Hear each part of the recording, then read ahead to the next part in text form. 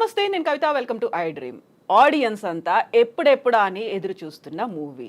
నేను కూడా చాలా ఎక్సైటెడ్గా ఉన్నాను అంటూ జూనియర్ ఎన్టీఆర్ చెప్పినటువంటి మూవీ రిలీజ్ అయింది. దేవరాకి సంబంధించి వ్యూస్ అనేవి ఎలా ఉన్నాయి, రియాక్షన్స్ ఎలా ఉన్నాయి, ఓవరాల్గా ఎన్ని పాయింట్స్ వేయొచ్చు? మనతో పాటుగా ఉన్నారు సీనియర్ జర్నలిస్ట్ జిఆర్ మహర్షి గారు. మహర్షి గారు నమస్కారం. నమస్తే కవిత గారు. సో 6 ఏళ్ల తర్వాత సోలోగా జూనియర్ ఎన్టీఆర్ హీరోగా వచ్చినటువంటి సినిమా దేవర ఎలా అనిపించింది మీకు?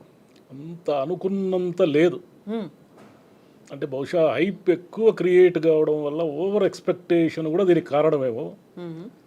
అలా ఎక్స్పెక్టేషన్స్ ఏమీ లేకుండా నార్మల్గా చూస్తే ఓకే, అట్లా కాకుండా ఇదేదో మనం ఒక అద్భుతం చూస్తున్నాం అనుకొని ముందే అలా అనుకొని వెళితే మాత్రం నిరాశపరుస్తుంది. బహుశా అభిమానులకు నచ్చుతుందేమో నాకు తెలియదు, కానీ నాకైతే కొంత నిరాశపరిచింది. 6 ఏళ్ల తర్వాత అనేసరికి కొరటాల శివ ఉన్నారు, జూనియర్ ఎన్టీఆర్ ఉన్నారు, అనిరుద్ధ్ మ్యూజిక్ ఉంది, ఇవన్నీ యాడ్ ఆన్ అయ్యాయి అనేది కూడా వినిపించింది. ఎలా అనిపిస్తుంది మీకు? అంటే కొరటాల శివ గారి సినిమాల్లో సహజంగా ఉండే ఎమోషన్స్ ఉంటాయే, అంటే క్యారెక్టర్ని ఆయన రిజిస్టర్ చేసే విధానము, ఆ ఎమోషన్స్ అవి మిస్ అయినాడు. లాస్ట్ ఆచార్యలో కూడా అది మిస్ అయింది. సేమ్ అదే కూడా దీంట్లో కూడా జరిగినట్టు అనిపిస్తుంది. ఎందుకంటే ఇద్దరు తండ్రి కొడుకుల కథ, అది మామూలు ట్రైలర్లోనే తెలుస్తుంది. నేనేం స్పాయిలర్ చేయడం లేదు. సినిమా గురించి మొత్తం నేను చెప్పి స్పాయిలర్ చేయను, కానీ తండ్రి కొడుకుల కథ అనేది మీకు ట్రైలర్లో చూడంగానే అర్థమవుతుంది. ఒక దేవర పాత్ర ఉంటుంది, దేవరకు ఒక కొడుకు ఉంటాడు. ఆ అమ్మాయి ట్రైలర్లో చెప్పే మాటలను బట్టి ఇతను తండ్రి అంత తోడు కాదు, రూపం వచ్చింది కానీ అతనికి పౌరుషం రాలేదు అనే ఒక డైలాగ్ ఉంది కదా. ఇద్దరి కథ చెప్తున్నాడు అతను. ఈ ఇద్దరి కథ చెప్తున్నాడు. మామూలు ఆయన చెప్పే 10 సినిమాలోనూ ఈ తండ్రి కొడుకుల కథ. ఆచార్యలో కూడా ఇంచుమించు తండ్రి, వాళ్ళు నిజ జీవితంలో తండ్రి కొడుకులు, సినిమాలో తండ్రి కొడుకులు కాదు, అంతే తేడా. ఏది ఆచార్యలో. సరే, ఆచార్యతో మనకెందుకు పోలిక, కానీ ఇప్పుడు దేవరతో మాట్లాడాలి అనిపిస్తే ఆయన ఏమిటంటే ఒక కథని చెప్తున్నప్పుడు దాంట్లో కొన్ని క్యారెక్టర్స్, ఎమోషన్స్ని మనకు క్యారీ చేస్తాడు సినిమా అంతా. దీంట్లో వచ్చేసరికి ఏమైందంటే పెద్ద ఎన్టీఆర్, చిన్న ఎన్టీఆరే తప్ప మిగతా ఎవరికి ఏమీ ఇంపార్టెన్స్ లేకపోవడం వల్ల ఆ ఇతర క్యారెక్టర్స్లో ఉన్నటువంటి బలం, అంటే విలన్ గట్టిగా ఉంటేనే కదా హీరో ఎంతటి స్ట్రాంగ్గా ఉంటాడు. హీరోకి ఇవ్వాల్సిన ఎలివేషన్స్, అంటే ఇప్పుడు సైఫ్ అలీ ఖాన్ అంత యాక్టర్ని తెచ్చిపెట్టుకున్న తర్వాత అతని క్యారెక్టర్ ఏంటో మనకు అర్థం కాదు, అతని గ్రాఫ్ ఏందో మనకు తెలియదు, అతని అంబిషన్స్ ఏంటో మనకు తెలియదు. పాత సినిమాలో, హిందీ సినిమాల్లో ప్రాణో, ప్రేమ్ చోప్రానో చూసినట్టుగాను ఇలా ఉండడం వల్ల ఆ విలన్ బలంగా లేకపోవడం అనేది హీరోకి నష్టం చేసింది. హీరో ఎంత బలవంతుడైనప్పటికీ నీ బలం ఎవరి మీద, విలన్ అనుచరుల మీద నువ్వు ఎంత బలం చూపిస్తే మాత్రం ఏం ప్రయోజనము? విలన్ అంత గట్టిగా నువ్వు ఢీకుంటే కదా, అది ఏదో మిస్ అయింది. అని అనేక క్యారెక్టర్లు ఉంటాయి. అంటే ఎక్కువ పాత్రలను అతను క్రియేట్ చేసుకుని, నిజానికి ఇన్ని పాత్రలు అక్కర్లేదు. ఒక 4 ఊళ్ళ కథగా దాన్ని తీసేసుకొని 4 ఊర్లకు 4 నాయకులు, వాళ్ళకు బోలెడు మంది అనుచరులు, మళ్ళీ వాళ్ళకి కుటుంబాలు, వాళ్ళకి పిల్లలు, ఇంతమందిని ఏమి రిజిస్టర్ చేస్తారు? అసలు 2 పార్ట్లు అనుకోవడంతోనే ఆయన తనకు తాను నష్టం చేసుకున్నాడు. ఒక పార్ట్ అనుకొని ఉంటే ఏం జరిగి ఉండేదంటే నీట్గా దాన్ని కుదించి ఉండేవాడు ఆ కథని. 2 పార్ట్స్ అనేసరికి ఏముందిలే 2వ పార్ట్లో చెప్దాంలే మిగతా కథ అనుకున్నట్టు ఉన్నారేమో మనకు తెలియదు. అందువల్ల మొదటి పార్ట్ 1 చూసే వాళ్ళకి ఎవరికైనా సరే మీకు అంటే మీరు పాత కథ చెప్పండి. అంటే కొత్తగా కథలు ఏముంటాయి, తండ్రి కొడుకుల కథ అనేది ఇప్పటిది కాదు కదా, ప్రపంచం అంతా ఎప్పటి నుంచో వింటున్న కథే కదా అని అటు అనొచ్చు ఎవరైనా. మీరు పాత కథ కూడా చెప్పండి, కొత్త సన్నివేశాలతో, కొత్త మలుపులతో చెప్పండి. నెరేషన్ అంటారే, మీరు అంబియన్స్ కొత్తది తీసుకున్నారు, సముద్రం అని అంబియన్స్ తీసుకున్నంత మాత్రాన మీ సీన్లన్నీ పాతవే, అన్నీ ప్రిడిక్టబుల్. అంటే ఒక మామూలు పరిజ్ఞానం ఉన్న ప్రేక్షకుడు కూడా, ఇప్పుడు అంత ప్రేక్షకులు తెలివి మీరిపోయారు. ఓటీటీల్లో ప్రపంచంలో వచ్చి అన్నీ చూసేసి వచ్చి సినిమా అభిమాని, సినిమా ప్రేక్షకులు తెలివి మీరిపోయారు. వాడు ప్రిడిక్ట్ చేసేస్తున్నాడు. సెకండ్ హాఫ్లో అద్భుతమైన మలుపు, ట్విస్ట్లు ఉన్నాయి, నో డౌట్. కానీ దాన్ని కూడా మనం కొంచెం ఆలోచించేవాడు ఎవడైనా ప్రిడిక్ట్ చేస్తాడు. అంత ప్రిడిక్షన్కి దొరికిపోకూడదు ఎప్పుడు దర్శకుడు. సో బ్యాక్గ్రౌండ్ స్కోర్ కావచ్చు, అక్కడ ఉన్నటువంటి విజువల్స్ కావచ్చు, ఎలా అనిపించాయి? విజువల్స్ బాగున్నాయి మేడం, విజువల్స్ ఆయన బాగా చేశారు. రత్నవేలు ఫోటోగ్రఫీ అద్భుతం, నో డౌట్. కానీ అనిరుద్ధ్ బీజిఎం ఏం పెద్దగా ఉపయోగపడలేదు సినిమాకి. అందులో పాటలు కూడా వాళ్ళు చాలా అనవసరంగా, అంటే సీన్లో ఉన్న టెంపోను బ్రేక్ చేస్తూ ఒక్కోసారి పాటలు వచ్చేస్తాయి.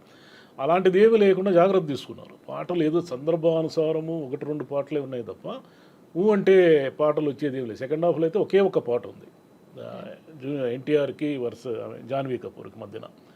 అన్ని జాగ్రత్తలు తీసుకున్నారు కానీ ఆ కథలోనే ఆ ఎమోషన్ మిస్ అయిపోవడం వల్ల జరిగిన నష్టం ఏంటంటే వీళ్ళందరి కృషి కూడా పెద్దగా యాడ్ కాలేదు.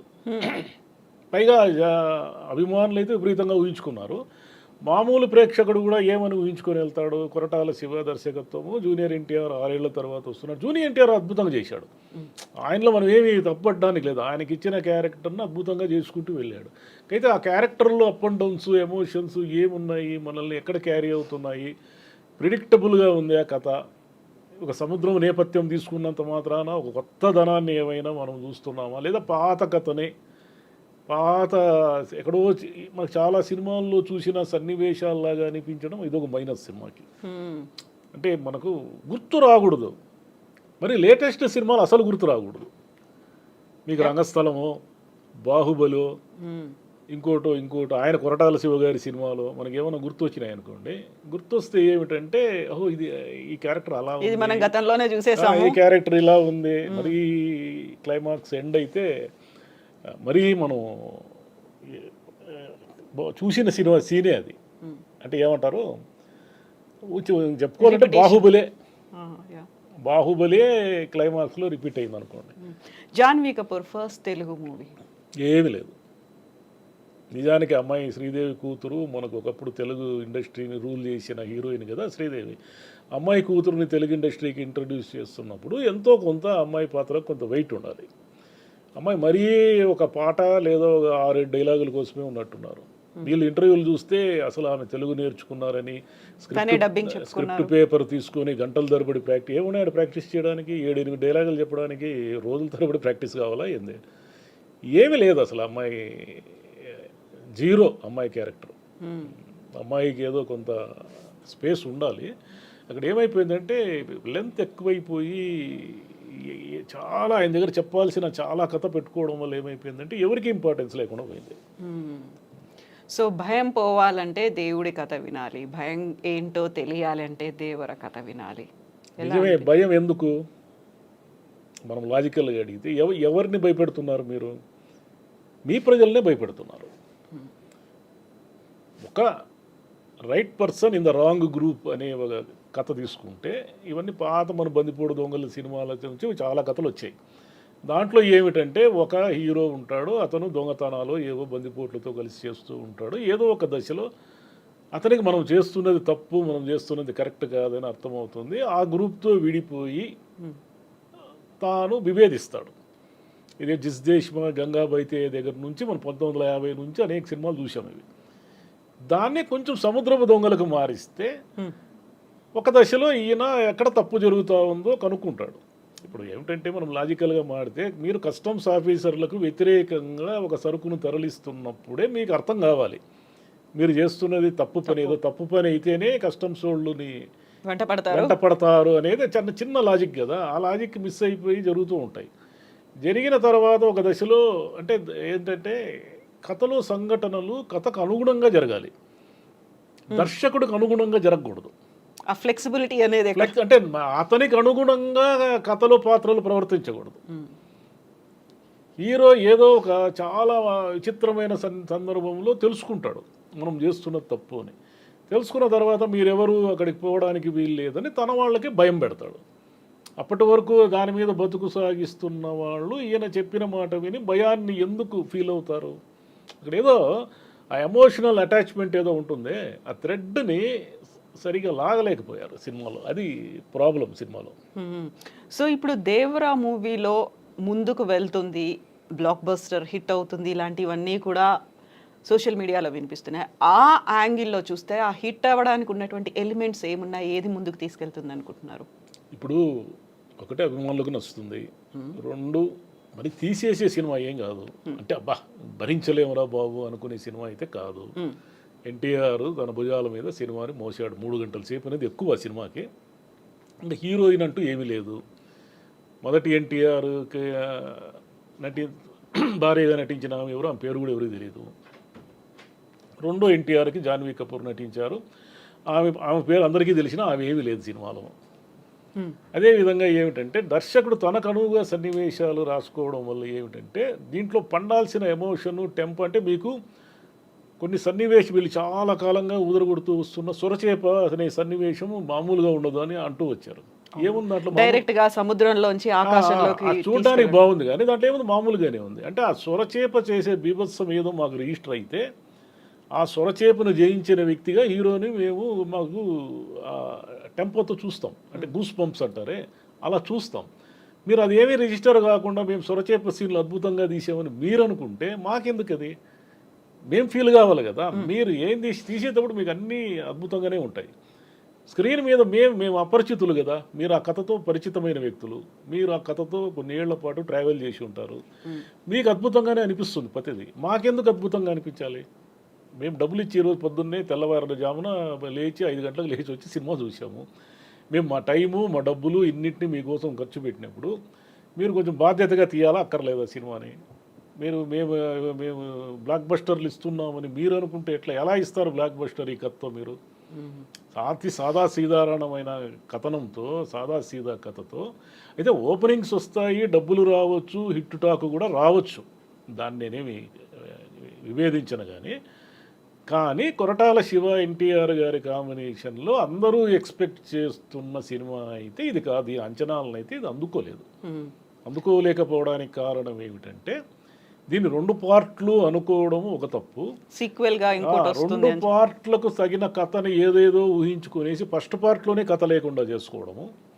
ఫస్ట్ పార్ట్లో మీరు అనుకుంటున్న కథ ఒక పెద్ద ఎన్టీఆర్ ఒక దశలో తను చేస్తున్న పని తప్పు అని అనుకుని తర్వాత రెండో ఎన్టీఆర్ వస్తాడు, తండ్రికి సంబంధించినది ఏదో భయాన్నో ఏదో దాన్ని అతను ప్రొటెక్ట్ చేస్తూ ఉంటాడు అనేదే కదా కథ. ఇంక ఈ కథలో మీరు కొత్తగా చెప్పేది ఏముంది?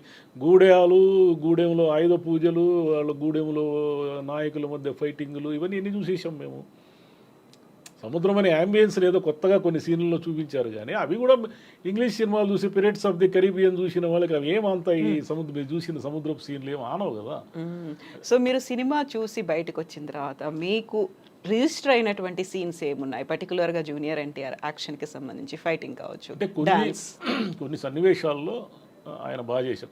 కొన్ని యాక్షన్ సన్నివేశాలు అంటే ఫైట్లు అంటే మరీ నరుక్కోవడమే ఉంటుంది అక్కడక్కడ. అంటే అందుకే కదా సముద్రం ఎర్ర సముద్రంగా మారుతుంది. అందుకే ఆయన ఎన్టీఆర్ వాళ్ళ తల్లి దగ్గర మాట్లాడే సీన్ 1-2 కానీ, లేదా ఆయన ఆ ఎమోషన్ అంటే వీళ్ళని మనం చేస్తున్న తప్పు మనం ఇంతకాలం చేసింది కరెక్ట్ కాదని గ్రహించినప్పుడు కానీ, ఈ రెండో ఎన్టీఆర్ దగ్గరికి వచ్చినప్పుడు 1-2 సన్నివేశాలు ఇట్లా. అంటే ఆయన మంచి నటుడే, నో డౌట్. ఆ నటన ఎలివేట్ అయ్యేంత స్పేస్ ఆ సీన్లో ఉండాలి. ఆ సీన్లో లేనప్పుడు ఇప్పుడు అతనికి ఒక కుటుంబం ఉంటుంది, ఆ కుటుంబంతో ఏమైనా ఎమోషనల్ అటాచ్మెంట్ అంటే అదేం పెద్దగా కనపడదు మనకు.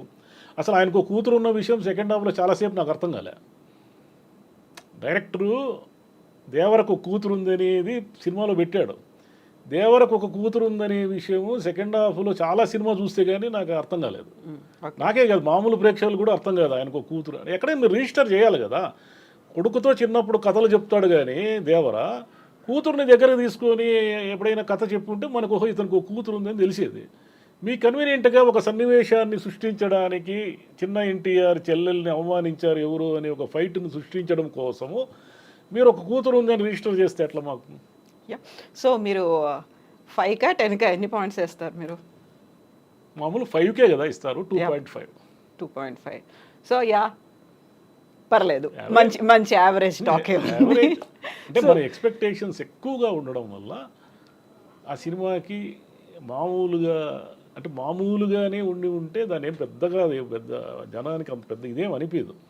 కానీ మనం ఓవర్ ఎక్స్పెక్టేషన్స్, మనం సముద్రపు దొంగలు ఏదో పెద్ద సినిమాని క్యాన్వాస్లో చూస్తున్నాము అనే ఫీలింగ్ ఈ ప్రచారం క్రియేట్ చేయడం వల్ల తీరా థియేటర్లోకి పోయేసరికి అంతేమీ లేదు అనే దాంతో మనం బయటకు వస్తాం.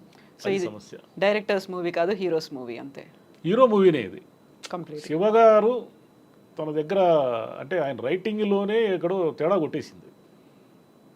ఆయన రైటింగ్లోనే ఏదో లాస్ట్ ట్విస్ట్ ఆధారంగా ఆయన ఏదో కథనేదేదో అల్లుకొని చివరికి బాహుబలి గుర్తొచ్చే ఒక తప్పు కదా. మీరు హిట్ అయిన సినిమాల నుంచి ఇన్స్పిరేషన్గా తీసుకుని మీ కొత్త సీన్లు మీరు తయారు చేసుకోవాలి. హిట్ అయిన సినిమా, బాగా హిట్ అయిన సినిమాలోని ఒక సన్నివేశాన్ని మీరు క్లైమాక్స్లో పెట్టడం వల్ల మీ మీద గౌరవం పోతుంది కదా ప్రేక్షకులకి. అయ్యో ఈయన కూడా ఇంతేనా, ఈయన ఏదో పెద్ద డైరెక్టర్ అనుకున్నామే, ఈయన ఏంది మరి ఇటు తీశాడే అనుకునే దానివల్ల ఆయనకి నష్టం అది. బట్ ఆయన ఫెయిల్ కాలేదు, అట్లని ఏదో ఫస్ట్ క్లాస్ కూడా రాలేదు, ఏదో బటాబొటిగా అలా పాస్ అయ్యాడు. సో రెగ్యులర్ ఒక సినీ సామాన్య